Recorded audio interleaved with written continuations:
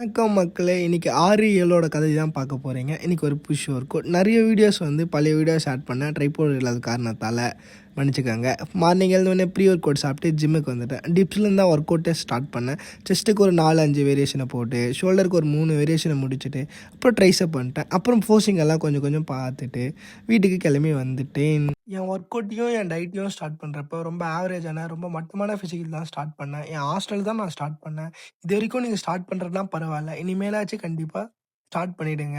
எனக்கு தெரிஞ்சதெல்லாம் இந்த ரீல் மூலியமா நான் இனிமேல் நான் போடுறேன். என்ன ஒரு ஃபாலோ மட்டும் பண்ணி வச்சுக்கோங்க. வாங்க 7வது நாள் கதைய பார்க்கலாம். ஹெவி வெயிட்ல தான் லெக் ஒர்க் அவுட்ட ஸ்டார்ட் பண்ணேன். லெக்குக்கு ஒரு 5, 6 வேரியேஷன போட்டு வீட்டுக்கு வந்து கார்டியோ பண்ணி டேவ முடிச்சுக்கிட்டேன். என்ன பார்த்து என் ஃப்ரெண்ட் ஒருத்தர் கேட்குறாங்க, எப்ப பார்த்தாலும் உன் மூஞ்சியும் உன் ஃப்ரெண்ட்ஸ் மூஞ்சியே காமிக்கிறியாடா? செடி, கொடி, மரம், இயற்கைன்னு அப்படிலாம் காட்ட மாட்டேடா. இனிமேல் அவங்களுக்காக கொஞ்சம் கொஞ்சமா காமிக்கிறேன். கடினமா இருங்க மக்களே, கடினமா இருங்க.